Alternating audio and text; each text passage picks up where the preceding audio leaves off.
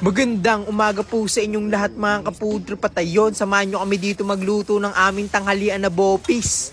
Yan, huwag na natin patagalin. Let's G! Gusto pala mga ka-80, kakarating lang pala namin dito mga ka-80. Bumili lang pala kami ng mga laman loob ng baboy. Tas iyan, pinahugasan ko na agad kay Aaron dyan tong baga ng baboy. Tas iyan, tignan nyo naman yung tagahugas natin. Nagpapogi po. Tas to naman, hinugasan na rin ni Aaron dyan tong atay mga ka-80 para safe na safe talaga yung kakainin natin. Tas ito, ang favorite ng lahat. Bato mga ka-80, bato ng baboy yan ha. Baka ibang bato yan mga ka-80 yung mga naiisipan nyo. Tapos yan, si Tito din doon nagsisiga na mga ka-80 para masimulan na yung pagluto. Tapos ito, tapos sa palahugasan na Aaron dyan yan. Kaya bubuhatin niya na yan papunta dyan. Yun yun naman, napaka-pogi talaga ni Aaron dyan. Tapos yan, ito naman tulyasi mga ka-80. Lalagyan lang ng tubig yan mga ka-80 para mapakuluan na agad yung mga laman loob. Tapos yan, sinalpak ng Tito Victor. Tapos yan, lagay na yung mga laman loob. Yung baga, bato, atay, puso. Yan, kung ano-ano pa, bahala na kayo. Tignan nyo na lang, post nyo na lang. Tapos ito, tamang kwentuhan muna habang naghihintay lumambot yung mga laman loob. Tapos ito, habang naghihintay mga ka-80 yan, nagbabalat na sila Tito ng labanos tsaka ng carrots mga ka-80 para mahiwa-hiwa na rin yan ng maliliit mga ka-80 para isang salpakan na lang. Tapos ito, kumukulo na mga ka-80 itong pinakuluan na laman loob. Kaya tatanggal-tanggal na yung mga lumulutang na mga kupal-kupal dyan kasi alam nyo naman yan, madumi yan mga ka-80. Pero bahala kayo kung trip nyo. Tapos ayan mga ka-80, hinangulan pala yung atay kasi mabilis lang yan mga ka-80. Pag na-overcook yan, hindi na-overcook. Tapos ito naman, naghihiwa na pala si Tito Omi ng carrots mga ka-80. Cube lang na maliliit. Siyan, gusto niyan. Tapos ito, si Tito Leo, nagpapogi pa mga ka-80. Nolok daw. Pag nahiwa kami mo dyan, iyak ka. Tapos ayan, dito naman tayo sa kabila mga ka-80. Nahanguin na pala tong baga mga ka-80. Tapos ayan, daan-daan lang mga ka-80. Kasi pagka natalsikan ka ng ano yan, edi iyak ka. Napaka-hapdi niyan. Tapos ayan, goods na yan mga ka-80. Papalamigin na lang to mga ka-80 kasi mahirap to mga ka-80 hiwain pagka mainit eh. Talagang paso-paso kami mo dyan pagka hindi mo pinalamig yan. Kaya cool down muna natin yan mga ka-80. Tapos yan, sila Tito, yan tamang hiwa na sila na mga gulay-gulay habang naghihintay itong lumamig yung mga laman loob. Tapos ito, nag-ihaw lang pala sila Tito ng ano, ng konting puso tsaka onting atay pang kutkot mamaya habang naggagayat sila mga ka-80 ng mga laman loob. Tapos ayan, yung mga nagayat na mga ka-80 yan, lagay na dyan sa, ano, sa lagayan. Tapos ito, mukhang mapurol mga ka-80 yung kutsilyo ni Tito Leo. Kaya mukhang kailangan ng asahin yan. Pero goods pa rin yan mga ka-80. Laban-laban na yan. Yan, daan-daan lang kasi medyo mainit pa rin. Yung mga nahiwa, hindi ilagay dyan. Tapos ito naman, gumawa na ng toyo mga ka-80. Tapos lagay ng suka. Yan pala yung kaninang inihaw na ano, atay tsaka puso. Siyempre, babanat tayo yan mga ka-80. Tignan nyo naman yan, no? Ang haba na ng buhok ni ka-80. Pero goods pa rin yan mga ka-80. Mabisang-mabisa pa rin yan kahit mahaba yung buhok kasi nakakatamad magpagupit eh. Tapos yan, kuha lang tayo ulit mga ka-80 kasi nabitin tayo dun sa isa. Kaya banat ulit tayo ng isa. Mukhang napakasarta na ito partner sa kanin. Tapos yan, nagsalpak lang pala dito ng tulyase. Yan, may gagawin siya dito mga ka-80 habang naghihintay mga ka-80. Papalabasin niya yung kulay dito mga ka-80 ng atsuete para mamaya dire-direktahan na to. Tapos yan, naglagay lang pala ng mantika si Tito para mas mabilis daw. Tapos ayan na, tignan nyo naman yan, napakabisa na ng kulay niyan. Tapos ayan, pagka okay na, edi itabi muna. Yan, talagang kapit na yung kulay niyan, kaya kailangan ng tanggalin yan. Tapos ito, gisaw na pala mga ka-80 ng luya. Yan, mabilisan na lang gisahan to. Tapos ayan, follow up ng sibuyas. Yan, medyo natututong na kasi kaya mabilisan lang. Tapos sibuyas ulit. Yan, tapos halo-halo lang. Tapos ito, follow up na ng bawang mga ka-80, goods na yan. Tapos ito, follow up na ulit ito mga ka-80 ng mga laman loob. Tignan nyo naman yan, napakadami niyan mga ka-80. Talagang solve na solve ka niyan. Kasi yan, lagay ng laurel. Tapos pamintang wasak. Yan, bahala kayo kung wasak, durog. Bahala na kayo kung anong tawag nyo dyan. Kaysa naman pollen, tama na yung pollen, wasak naman tayo.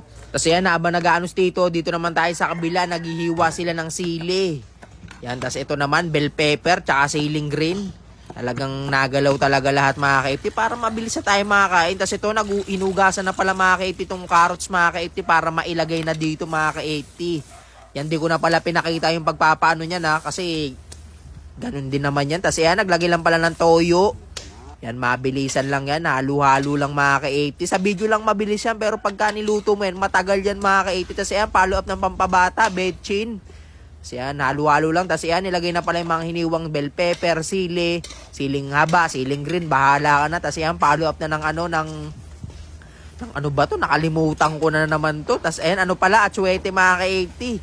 Talagang makakalimutin na tayo mga ka-80 kasi Ganyan tayo kabisa mag voice over mga ka-80. Talagang dire-diretso. Wala tong tigil. Mala shoutcaster sa ML to. Tapos yan, goods yan mga ka-80. Yan, follow up ulit ng toyo kasi kinulang eh. Kasi yan, syempre, importante dyan sa suka mga ka-80. Yan yung magpapasarap mga ka-80 ng basta yun na yun. Nauulol na ako. Basta yan, nilagay nila banos yan. Alam nyo na yan. Para naman kayong Basta yan na yun. Halo-halo na lang mga ka-80. Malapit na yan mga ka-80 maluto kasi naaamoy ko na mga ka-80. Tignan nyo naman yan. Talagang sarap ng salpakan ng kanin to. Tapos yan, tinimplahan pala ng asin. Tapos ito naman, tamang my day na si tita. Yan, inagaw pa ni Aaron dyan. Tapos ayan na, naglagay ulit ng suka kasi kinulang yung suka.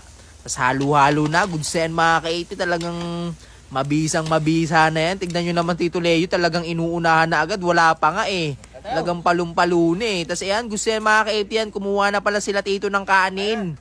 Yan, nagsitayuan na rin sila Tito. Talagang goods na talaga. Iyan na yung pahiwatig mga ka-80. Tignan nyo naman yan. Naglalaway na ako dito habang nagbo-voice over. Tapos ayan, tamang video muna tayo kala Tito habang kumakain. Tapos ito, nagdala na si Aaron dyan ng kanin. Siyempre, hindi nala na Aaron dyan ng kanin. Yan, babawasan natin yan. Yan yung kakainin natin. Tapos yan, ayaw pa malagay. Yan, kamay na natin yan mga ka-80 kasi napakadaming kanin yan. Yan, saktuhan lang yung kakainin natin dito mga ka-80. Tapos yan, lagay lang tayo mga ka-80 ng ulam. Tignan nyo naman yung ulam na yun mga ka-80. Talagang alam mong napakasarap niyan mga ka-80. Talagang punit ka dyan. Tapos yan, huwag na natin patagalin mga ka-80. First bite. Talaga mga ka-80, napapanganga pa. Ang init kasi mga ka-80. Pasensya na mga ka-80 kasi pagka mainit ganun talaga. Kasi yan si Aaron dyan, palong-palo na rin kumain. Tapos yan sila Tito. Yan, palo lang sila sa gilid. Tapos ito, balik na tayo dito mga ka-80 sa kinakain natin. Yan, banata na natin to mga ka-80. Nag-aagaw mga ka-80 yung lasa ng maasim, may pagkaasim-asim siya, tas anghang, tas linamnam, tas plus mo pa yung mga laman loob. Naku po, napakasarap ng mga laman loob, yung lalo na yung malutong-lutong yung banda sa baga, yung parang tubo. Naku po, napakasarap nguyain. Kaso yari ka naman pagka tumanda-tanda ka, goodbye ka talaga Philippines. Mararamdaman mo yung gout mga ka-80 talagang gumuguhit sa paa yan. Tapos yan, banata na natin yan. Tsaka muna natin yan isipin. Yan, banat muna tayo sa kain mga ka-80. Wala tayong pakialam sa mga ganyan. Yan, banat lang. Tignan nyo naman, sumasabit-sabit pa mga ka-80. Napapapikit pa sa sarap. Tapos yan, tamang banat na rin sila Tito. Round 2 pa si Aaron dyan. Siyempre, round 2 rin tayo mga ka-80. Yan, kuha tayo ulit ng kanin. Dahil sana ako ngayon, kaso napakasarap mga ka-80 ng bopis eh. Mahirap talagang pigilan pagka ganito mga ka-80 yung mga tatapatan mo. Talagang pampunitan eh. Talagang sira yung diet mo pagka ganito talaga yun. Lalo na pagkakapit bahay mo. Naku po, iyak ka. Tapos iyan, banata na natin to mga ka-80 para itatain na lang mga ka-80. Yan na lang po problemahin mo. Itatain mo na lang pagkatapos mo kumain. De, joke lang mga ka-80 ha. Yan, para makaano na tayo, para makapagbalboro pula na tayo mga ka-80. Kasi mga ka-80, naubos na pala natin mga ka-80. Yan, hanggang dito na lang mga ka-80. Salamat!